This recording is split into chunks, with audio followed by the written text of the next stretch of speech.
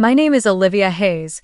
I am 23 years old, and I will never forget my graduation day. It was supposed to be the day both sisters stepped into a new chapter of life together, but in my family, only one person was deemed worthy of celebration. My twin sister, Sophia. In the middle of cheers and camera flashes, Sophia was handed a red Tesla with a giant bow by our parents. The crowd erupted in applause as if she had just touched the American dream. And me? I was given a small box. Inside was nothing more than a cheap plastic piggy bank with a few loose coins rattling inside. They told me I was the stronger one. I didn't need anything else, as if the independence I had struggled so hard to build was just an excuse for them to abandon me. I stood there, surrounded by the noise, my heart heavy, realizing that in my family's eyes, I had never been special. If you've ever been belittled, compared, or felt like nothing more than a shadow in your own family, maybe you'll understand what that moment felt like. And what about you? Where are you listening to this story from? Share your own story in the comments so I know I'm not alone before you continue listening to mine. My childhood, from the outside, might have looked perfectly normal. A spacious house in the suburbs of Phoenix, roses blooming in the front yard, a swing on the back porch, and a living room filled with sunlight and walls covered in framed family photos. But behind those photos, life for Sophia and me was never the same, even though we were twins.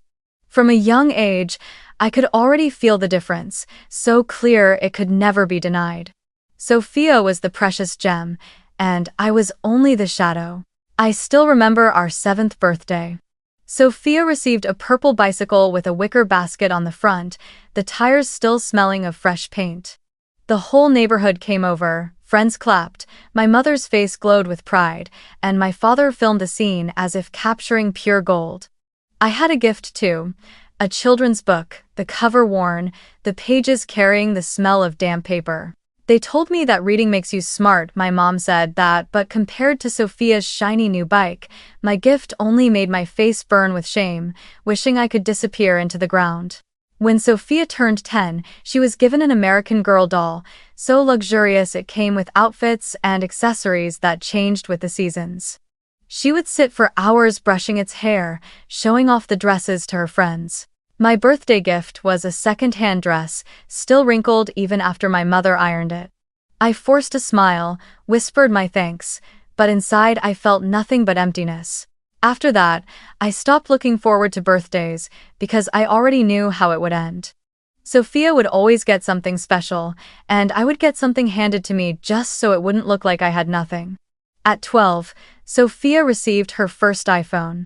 Back then, an iPhone was still a symbol of wealth and status. The whole school knew she had a new phone, and kids swarmed around her like she was a celebrity. I sat quietly with an old flip phone that had been passed down from some relative. When I asked my mother, "Why don't I get what Sophia does?" she answered so casually, "Because you're stronger. You need to let your sister have more." Those words carved themselves into my memory like an invisible sentence. In my mother's eyes, being stronger meant I wasn't worthy of care. There was one Christmas I'll never forget. The tree sparkled in the living room, lights twinkling, the smell of cookies and cinnamon filling the air. Sophia tore open the largest box, and inside was a brand new electric piano, glossy black, its keys glowing under the lights.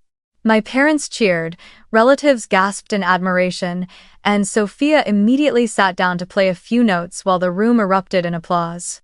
My gift was a small, light box. When I opened it, I found a paperback book with a bright red clearance sticker still stuck to the corner. For a moment, the room went quiet, until my mother quickly said, "Books will make you smarter." I smiled faintly, but inside I felt only cold. It was as if the whole room had silently reminded me that I didn't matter as much as my sister.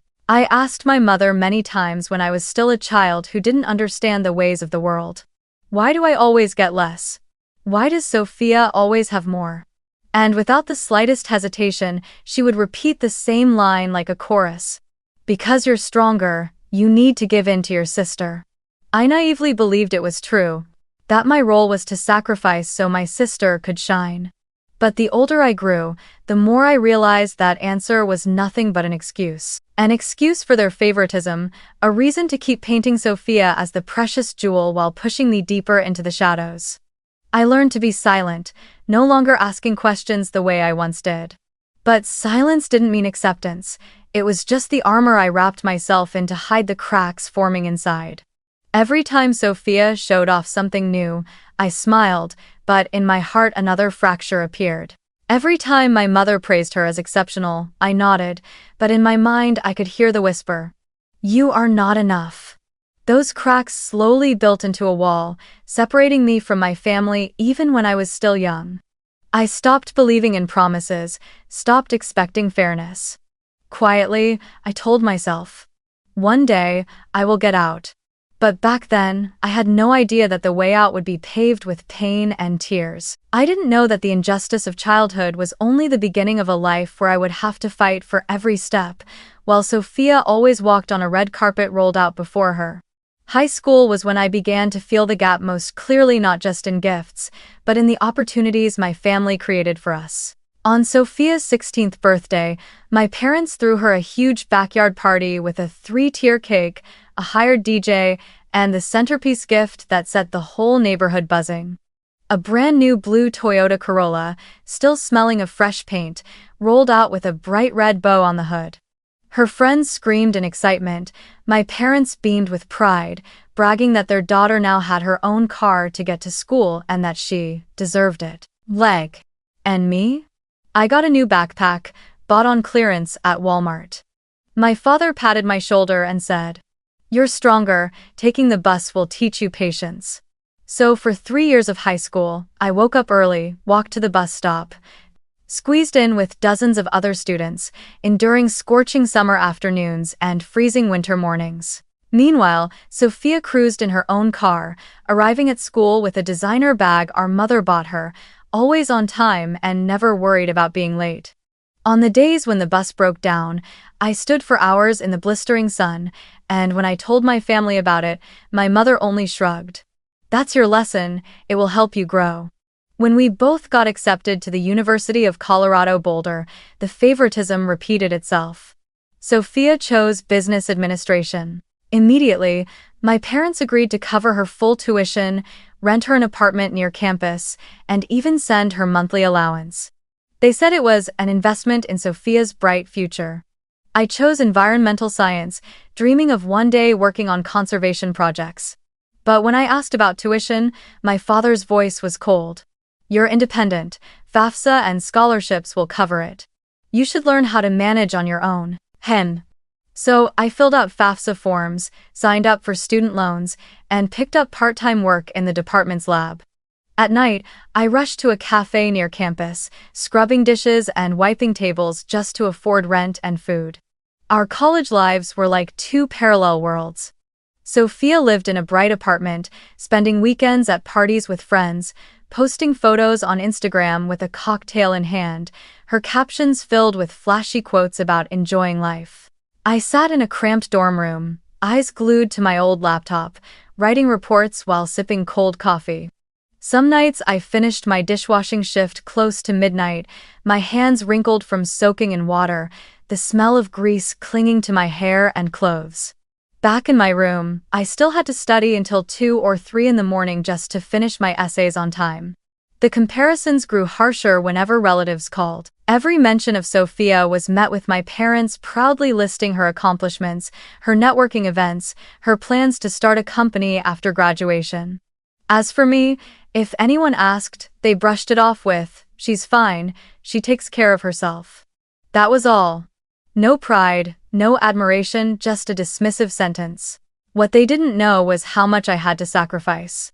There were nights I typed through tears, my eyes swollen, my hands trembling from exhaustion. I once fainted in the lab after staying awake for days. I thought about giving up more than once, but then I remembered every moment I had been cast aside, every painful comparison. Those wounds became my drive, pushing me to prove that I was worthy too. Sophia, on the other hand, lived the dreamy college life. She joined a sorority, hosted parties every weekend, and sometimes called me just to show off a new dress or a short vacation funded by our parents. She often said, "You're so weird, always working. Why don't you live a little, like me?" I would just smile and stay quiet. Deep down, I knew the truth. She could live carefree because everything was handed to her. For me, if I didn't work, if I didn't push forward, I had nothing. For me, 4 years of college were 4 years of sweat, tears, and exhaustion. But I never allowed myself to fall off track. Even while working endless part-time jobs, I kept my GPA high, joined research projects, and held on tightly to my dream. Every time I watched Sophia posing with friends by the lake, I told myself, one day, my achievements will be undeniable. I didn't know when that day would come, only that I would never stop moving forward until I reached it. And then, graduation finally arrived.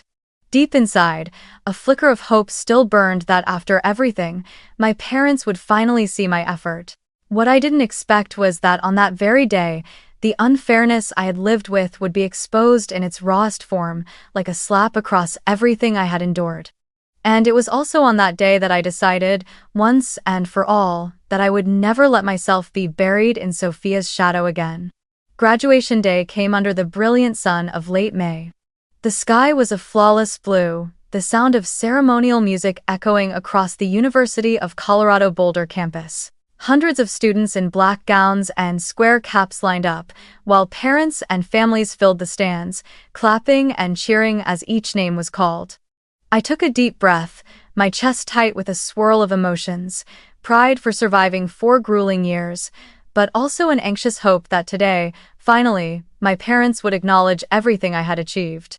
From a distance, I spotted my family. My parents stood side by side, their faces glowing, and Sophia stood out in a pristine white dress, her hair curled to perfection, her lips painted a vibrant red. In their hands were 2 gifts, one large box and one small.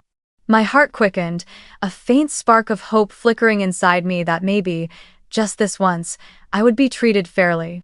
Sophia's name was called first. She walked up to the stage and the crowd erupted. My father stepped forward, holding a shiny key tied with a red bow. Out in the parking lot, a blazing red Tesla Model Y slowly rolled forward, a massive bow fixed on the hood, catching the sunlight. The audience roared with cheers, cameras and phones flashing in every direction. Sophia screamed with joy, throwing her arms around my parents, her smile radiant like a movie star on the red carpet. My mother wiped tears from her eyes, my father clapped her shoulder with pride. Every gaze in the arena was fixed on my sister, as if this day belonged only to her, not to both of us. I stood frozen, forcing myself to swallow the familiar feeling. The feeling of being pushed aside in a moment that was supposed to belong to both of us. While Sophia posed for photos beside her Tesla, my mother turned to me and handed me the small box that was left. My hands trembled as I opened it. Inside was a cheap pink plastic piggy bank, a few loose coins rattling around inside. My body stiffened, as if paralyzed. "That's it?" I blurted out, my voice hoarse. My mother gave a faint smile, her tone laced with awkwardness yet still calm. "Just a little joke. You don't really need anything else. You're independent, remember? This is just a keepsake." I looked at my father, waiting for some kind of explanation. He stayed silent, his eyes avoiding mine. Sophia glanced at me and smirked. "It suits you. Save up those coins. Maybe you'll have enough for a bus ticket." Laughter erupted from her group of friends, each sound cutting into me like salt on an open wound. I stood still. I didn't cry. My tears had long since dried after years of comparisons and abandonment. Instead, a chill ran down my spine. In that moment, I understood. To my parents, all my effort over the last 4 years would never be enough. A $1 plastic piggy bank was their reward for my persistence, for the nights I worked myself to exhaustion, for the mornings I dragged myself to class with swollen eyes from lack of sleep. The crowd was still buzzing, Sophia still striking poses beside the gleaming red Tesla, sunlight bouncing off its polished surface and making the whole scene glow. I stood there with the cheap plastic piggy bank clutched in my hand, my chest heavy as stone. I closed the box without another word. I slipped through clusters of classmates, snapping photos, still gripping that small box with the pink piggy bank inside. In my pocket was the key to my old Honda Civic, the car I had bought with every penny scraped together from dishwashing shifts and hours in the lab. I opened the door and sank into the driver's seat. The engine coughed to life, rattling and rough, but to me it was the sound of truth. "This is yours, made by your own hands." Oh! Biting my lip, I pulled out my phone, my fingers trembling with both humiliation and anger. I typed a short message into the family group chat. "I am deeply disappointed in you. After today, I will not come home again. You've always told me to be independent, so I will live exactly the way you wanted." I hit send, the screen lit up and went dark again. Lifting my eyes to the rearview mirror, I saw my family still laughing, radiant beside Sophia and her brilliant red Tesla.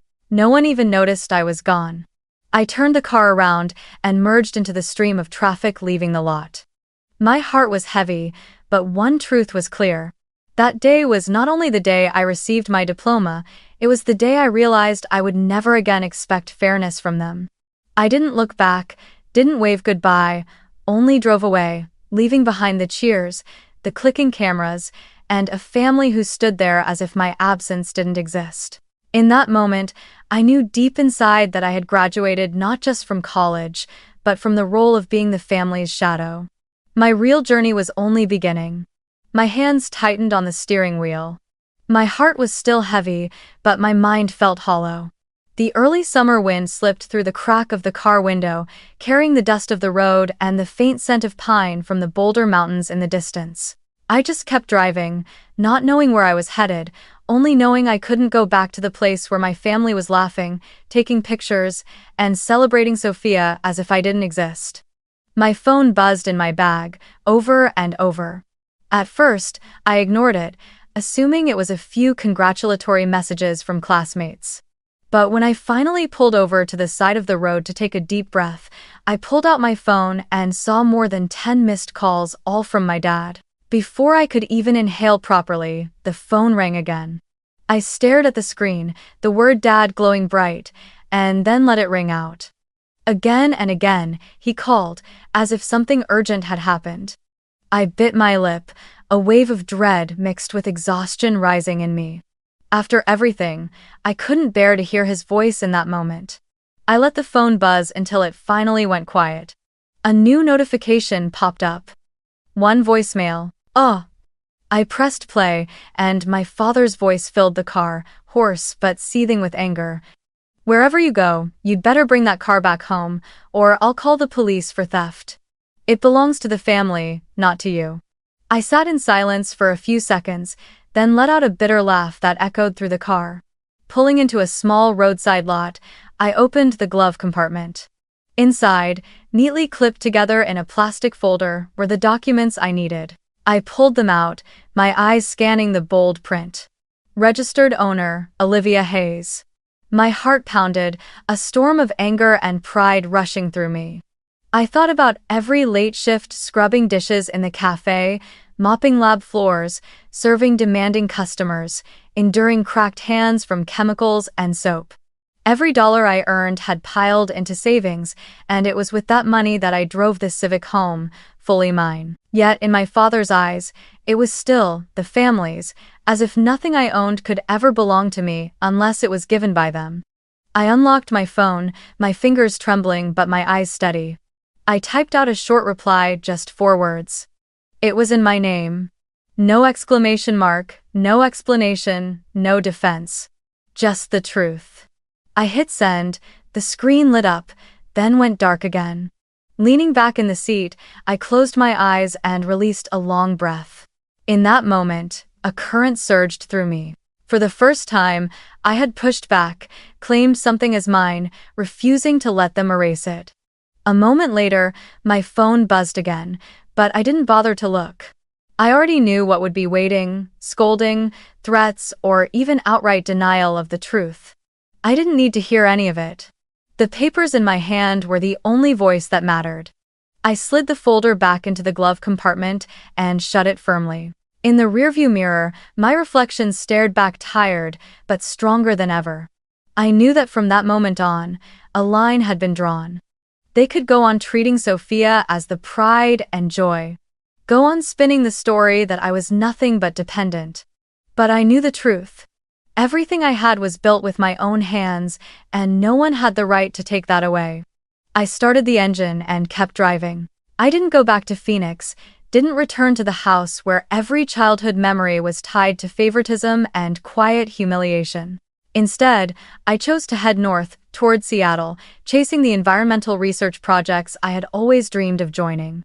For the first time, I stepped out of my family's shadow, not asking permission, not leaving a note, simply leaving. Seattle welcomed me with its signature gray skies and the scent of rain clinging to the streets. I rented a small apartment in Capitol Hill, just big enough for a single bed, a desk, and a narrow bookshelf. It sat on the third floor, its window opening onto a damp alleyway that glowed at night with neon lights from the cafe across the street. The place was old, the paint on the walls peeling, but it was the first space I could truly call mine, where no one could walk in and deny that I existed. As soon as I settled into my new place, I started a job at an environmental research center. It wasn't glamorous, and the pay wasn't much, but I loved it. My days were spent analyzing soil and water samples, writing reports, and attending meetings with colleagues who were just as passionate about protecting nature as I was.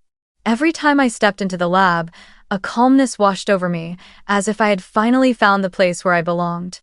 Yet, every evening after work, I would open my phone and scroll through Facebook. There, my parents continued to post pictures of Sophia. One day, it was her standing proudly beside the gleaming red Tesla, captioned, "The pride of the Hayes family." Another day, it was a video of her at a networking event, with my mother commenting, "My daughter is truly exceptional, shining like a star." And me? I was never mentioned, as if I no longer existed in the family. The feeling was both painful and freeing. Painful, because I knew I had been erased, but freeing, because I no longer had to fight for a place in a picture they had already painted without me. Many nights, I sat alone in my tiny apartment, the sound of rain tapping softly against the window. On my desk, beside the piles of research papers, sat one thing I never put away, the pink plastic piggy bank with a few coins rattling inside. I had carried it with me from graduation day, placing it in the corner of my desk as a reminder. Every time I looked at it, my chest tightened, but it also reminded me that I could never go back to where I started. It was a scar made tangible, proof of the disregard I endured, but also the driving force pushing me forward, so that one day, when I looked back, I could smile without feeling the pain. Breaking away from my family was not easy. I had grown up believing that family was the place you could always return to, the place of protection and unconditional love. But when favoritism and neglect became the new normal, I realized staying would only bring me more pain. So even though I sometimes felt lonely, my heart was lighter. At the very least, every tear, every smile, every decision was now mine. No one else had the right to decide whether I was worthy or not. There were mornings when I watched Seattle wake up under a blanket of fog, and I told myself, I did it. I got out. That feeling wasn't exactly happiness, but it was peace, a kind of peace I had never known in my 23 years. And even though the road ahead was full of challenges, I knew that as long as I kept moving forward, I would never again have to live in Sophia's shadow or under my parents' cold gaze.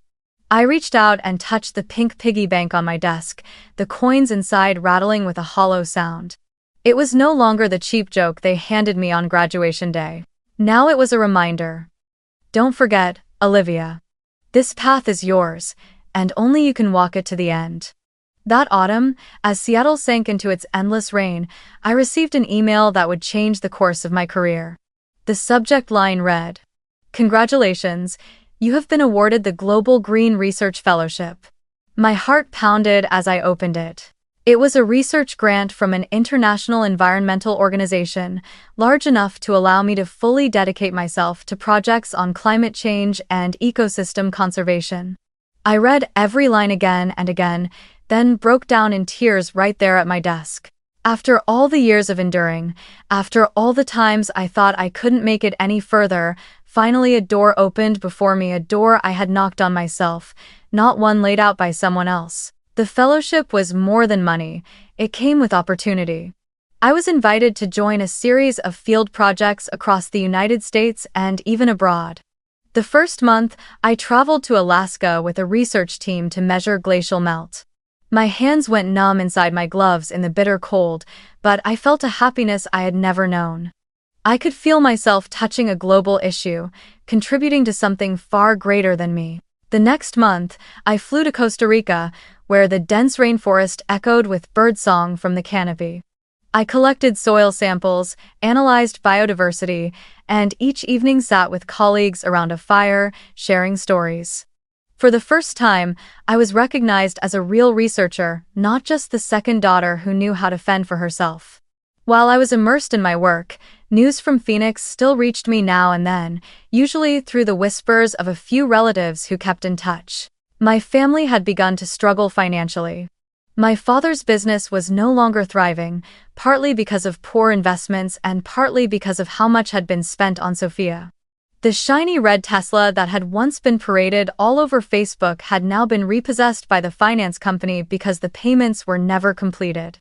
The house that used to glow with lights during every holiday now sat quieter, no longer hosting lavish parties. Sophia, who had grown accustomed to luxury, was drowning in credit card debt. I heard she had maxed out her cards on endless shopping, tried to launch an online fashion store, but failed because she couldn't manage it. Instead of finding steady work, she kept waiting for our parents to bail her out.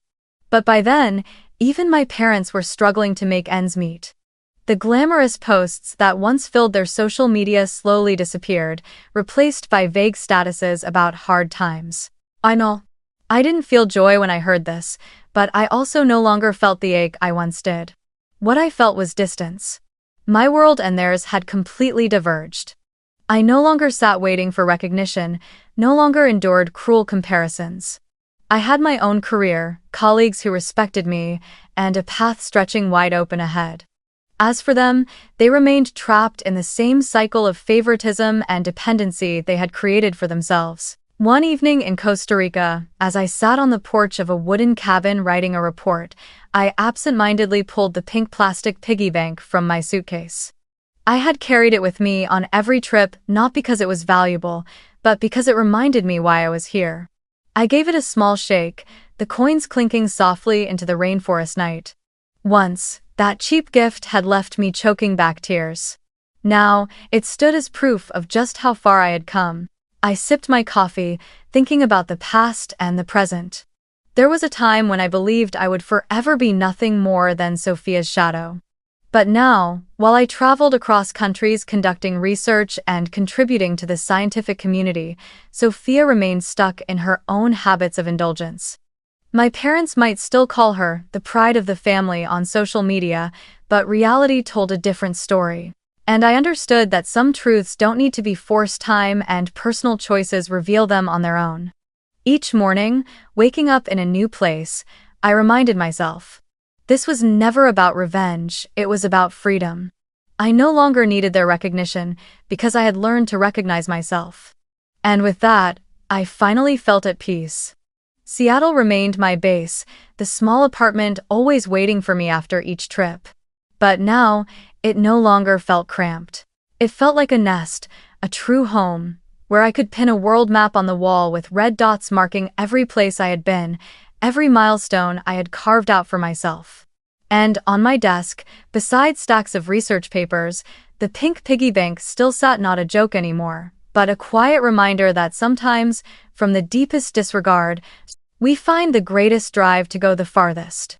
One spring afternoon in Seattle, just after returning from a long assignment in Alaska, I decided to give myself a gift. My old Honda Civic had been with me since the day I left my family, but after so many years it had grown worn, its engine sluggish, prone to breakdowns. With part of my savings from the research fellowship, I bought a new electric car. Not a flashy Tesla like the one Sophia once flaunted, but a modest silver Nissan Leaf, reliable, efficient, and environmentally friendly. It fit me, it fit my work, and most importantly, I had bought it with my own hard-earned money. I wasn't the type to show off, but during a conference on environmental research downtown, I drove the car and parked near the entrance. There, I unexpectedly ran into someone familiar, Mrs. Mitchell, our old neighbor from Phoenix. She was the same as ever, slender, sharp-eyed, and fond of gossip. When she saw me step out of the new electric car, her eyes widened. "Olivia Hayes, is that you, in Seattle? And with a new electric car, no less, how wonderful. You must be doing well." I gave a small, polite smile and replied lightly, "I'm doing fine, just working, that's all." But I knew well enough, given her quick tongue, that this news would fly back to Phoenix faster than any plane. Sure enough, a few days later, my phone wouldn't stop ringing. The screen lit up with the name, Mom. I hesitated for a moment before finally picking up. Her voice came through, sweeter and softer than I had ever heard it. "Olivia, how are you? We miss you so much. It's been such a long time since the whole family was together. We think maybe you should come visit, have dinner with us, wouldn't that be nice?" I sat in silence, her words slipping past me like wind through a crack. I hadn't forgotten the years I was cast aside, the times they only referred to me as the independent one, while every ounce of praise was showered on Sophia. And now, suddenly, they miss me so much? That same evening, before I could even decide how to respond, a text popped up from Sophia. Short, but dripping with implication. "I hear you're doing well. I'm planning to open my own boutique, just need a little startup capital. Could you help me out? After all, we're sisters, supporting each other would be so nice." I stared at the message and let out a cold laugh. Sophia had never checked in on me, never once treated me like a real sister. The last time she had texted me, it was to brag about the red Tesla on graduation day. And now, with her finances collapsing, with that same car repossessed, she turned to me for money? I sat still in my small Capitol Hill apartment, eyes fixed on the glowing screen. My fingers moved, typing out one short line, sharp as a blade. "Oh, so now I'm special, am I?" I hit send, then set the phone down on the table. Silence filled the room, broken only by the steady rhythm of Seattle rain tapping against the window. I picked up the pink piggy bank, gave it a small shake, and listened to the coins rattle inside. So it turned out that only when I smelled of money did they suddenly remember I existed. The next day, my father called. His voice was different now, no trace of the harshness from the voicemail on graduation day. Instead, it carried a strained softness, tinged with awkwardness. "Olivia, I know that maybe in the past, sometimes we weren't fair. But you're still our daughter. Family is family. How about coming to Sophia's for dinner this weekend? Let's talk things over, make peace again. What do you say?" Listening to him, the corner of my lips curled into a smile, half bitter, half mocking. Make peace? After years of abandonment, after countless times when my strength was used as an excuse for favoritism. And now, just because they heard I was driving an electric car, they suddenly remembered I was still their daughter? I didn't answer right away. But in my heart, I had already decided I would go. Not because I longed for reconciliation, but because I wanted to look them in the eye, to hear for myself what they truly wanted. I had been preparing too long to face this moment. That night, I wrote a single line in my journal. They didn't call me back out of love, but out of need. And this time, I will not stay silent. That weekend, I flew back to Phoenix for the first time in years. The city was still scorching, the sun pouring fire over the rows of red-tiled roofs. When the taxi stopped in front of Sophia's new house, I froze for a moment.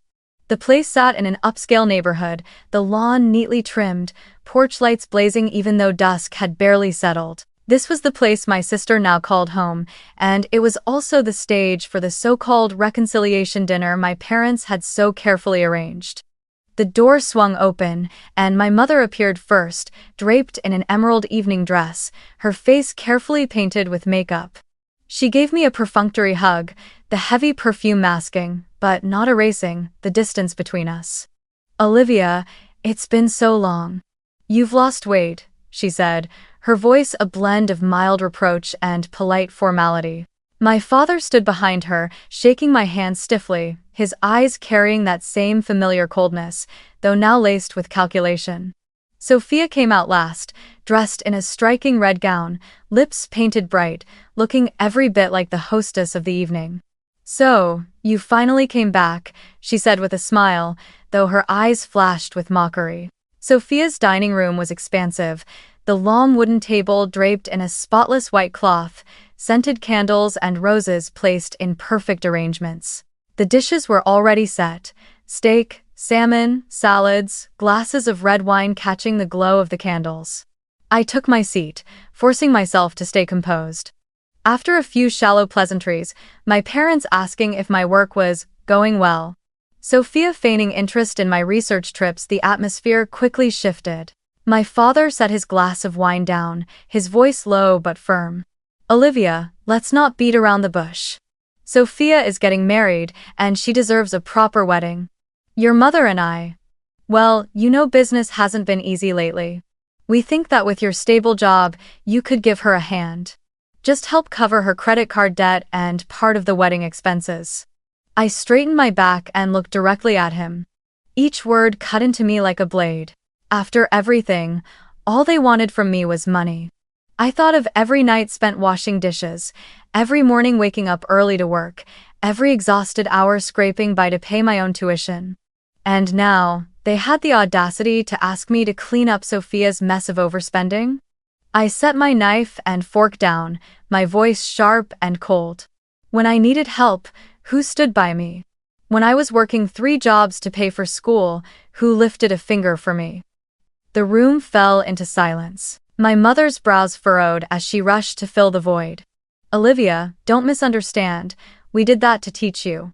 You're stronger, and because of that, you have what you have today." I laughed, a sharp, joyless laugh that cut like a blade. That wasn't training, that was abandonment. You left me to struggle while pouring everything into Sophia just because she was special. Sophia tapped her wine glass, eyes blazing. "You've always been jealous of me. You have a job, you have money, and yet you're still so petty you won't even help your own family. Rich, but still selfish." I turned to her, unblinking. At least I don't live off our parents like a child who refuses to grow up. I bought every shirt, every meal, every credit toward my degree with my own hands. And you? Besides the red Tesla that the bank already repossessed, what do you have? The room fell silent. The ticking of the wall clock echoed loud and clear. My mother's mouth hung open, but no words came out, her face stiff with tension.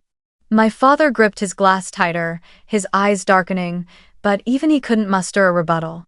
Sophia's cheeks flushed, her lips trembled, but no answer came, only a glare filled with hatred. I looked at each of them, feeling the heavy silence settle over the table. For the first time in my life, I was no longer the one sitting quietly, swallowing everything. I was no longer the faint shadow in the glamorous family portrait they had painted. I had spoken the truth, and that truth left the entire dinner table frozen. Leaning back in my chair, I exhaled. The lavish dinner, the flickering candles, the wine swirling in crystal glasses, all of it was nothing but a thin curtain. Behind it, the raw truth stood bare. They never wanted reconciliation. They only wanted to use me. And this time, I was ready to face it. In that silence, one thing became clear. From this moment on, the ties that bound us were ready to be cut for good. After that dinner, I walked out of Sophia's house without looking back. The sound of a chair toppling, my mother's sobs, my father's furious glare, and Sophia's flushed face all faded behind the closing door. Some might have thought I was leaving in bitterness, but in truth, for the first time in my life, I felt free. I had spoken every word I needed to say. I no longer carried the weight in silence, and most importantly, I had chosen to sever the toxic cord that had bound me for so many years. The months that followed opened a brand new chapter. I continued my research, but it was no longer confined to labs or domestic projects. As my reputation grew, I was invited to join global environmental initiatives, surveying marine ecosystems in Hawaii, participating in rainforest restoration programs in South America. Each trip was another step forward, another moment of growth. I was no longer the girl pushed to the margins, but someone making tangible contributions to the world. I also began to think about giving back. On quiet nights in Seattle, when I glanced at the pink piggy bank still resting on my desk, I thought of students like myself years ago scraping by with part-time jobs to pay tuition, studying through tears and exhaustion, yet refusing to quit. So I created a small scholarship fund for environmental science students from disadvantaged backgrounds. I didn't attach my name, only left a simple note in each award email. Don't let anyone define your worth. Write your own story. Also, when I received the first thank you letter from a young woman who had been awarded the scholarship, I cried. But those tears no longer burned with bitterness, they were the tears of healing. My life became filled with new experiences. I traveled to places I had only ever seen in books, standing beneath the Eiffel Tower, listening to the wind rush across the peaks of the Alps, or sitting alone on the Oregon coast, letting the waves wash away every lingering worry. Each journey made me love myself more, love the freedom I had claimed. I gradually realized that the sweetest revenge was not proving to my family that I had succeeded, but being truly happy without needing their recognition at all. Once, on a work trip back to Phoenix, I happened to run into Sophia on the street. She was stepping out of a store, clutching designer shopping bags, but her face looked tired, her eyes clouded with worry. When she saw me, she froze. I was dressed simply jeans, a jacket, my hair tied back, but the calm in my expression made her falter. You look so different," Sophia said, her voice uncertain. I only smiled, looking straight into her eyes. "Money doesn't define me, freedom does." She went silent, her lips parting without words. In that moment, I saw the difference clearly. She might still cling to the glittering surface of life, but she would never know the peace that I carried within me. A year later, I decided to leave Seattle and buy a small house by a lake in Oregon.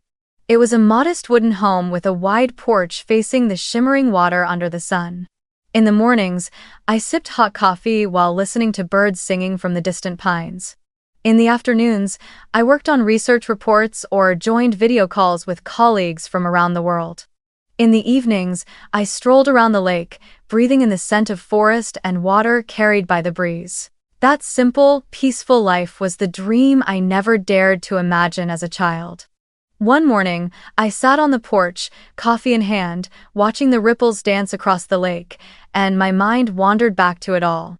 The pink piggy bank with its few coins, the voicemail threatening to call the police, the dinner where I finally said no. It all felt like a film that had already ended, and here I was, sitting in an entirely different conclusion. I whispered to myself, "Cutting away the toxic isn't selfish, it's saving yourself." And if anyone out there is listening to this story, I want to leave you with a message. If your family does not value you, be strong enough to walk away. Don't let favoritism, neglect, or cruel words define who you are. Rewrite your story with your own hands, your own steps, and your resilient heart. Because in the end, you don't need anyone's recognition to exist. You only need yourself to truly live. Thank you for listening, and I'll see you again in the next story.